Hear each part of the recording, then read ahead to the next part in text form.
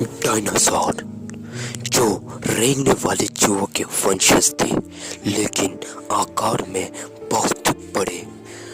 Dinosaur ने पृथ्वी में बहुत ही लंबे समय तक राज किया।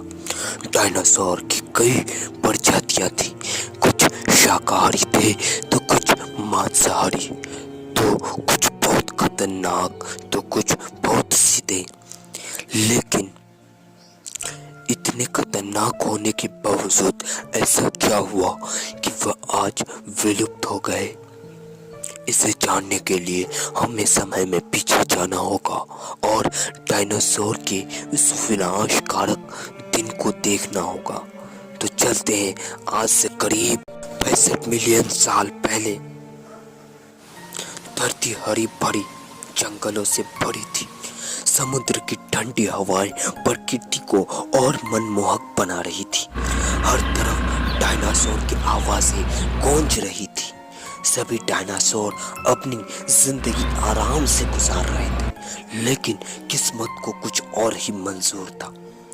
10 करोड़ साल पहले एक छोटा एस्टेरॉयड का टुकड़ा जो सुदूर अंतरिक्ष से आ रहा था, वो पृथ्वी से लगभग 20 करोड़ मील दूर मंगल और बृहस्पति के बीच बने क्षुद्र ग्रह बेल्ट में घूम रहे एक बड़े एस्टेरॉयड से जा टकरा था।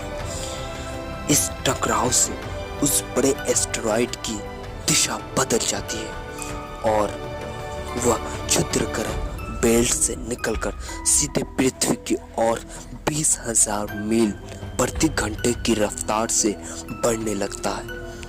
जब यह एस्टेरॉयड पृथ्वी से 3,84,000 किलोमीटर दूरी पर था, तब धरती से शायद डायनासोर का अंत न होता। यदि यह एस्टेरॉयड पृथ्वी के उपग्रह चांद से टकरा था, लेकिन कुदरत को कुछ और ही मंजूर था, इसलिए यह बड़ा एस्टेरॉयड चांद के बहुत नजदीक से गुजर गया। 40 किलोमीटर के व्यास वाला 3 ट्रिलियन मीट्रिक टन का ये एस्टेरॉयड प्रत्येक सेकेंड के साथ साथ धरती के करीब बढ़ता जा रहा था। यह एस्टेरॉयड जब पृथ्वी के वातावरण के संपर्क में आया तो इसकी रफ्तार एकाएक 70,000 किलोमीटर प्रति घंटा हो गई। पृथ्वी के वायुमंडल में घूमते ही घर्षण की वजह से ये एक भयानक आग के गोले में बदल गया। ये इतनी रफ्तार से धरती की ओर बढ़ रहा था कि सिर्फ 4 मिनट्स में इसने अटलांटिक ओशियन को पार कर लिया।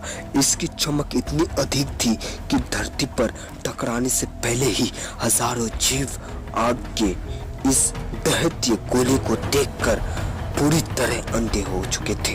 ये जीव उस उल्का को देख नहीं पा रहे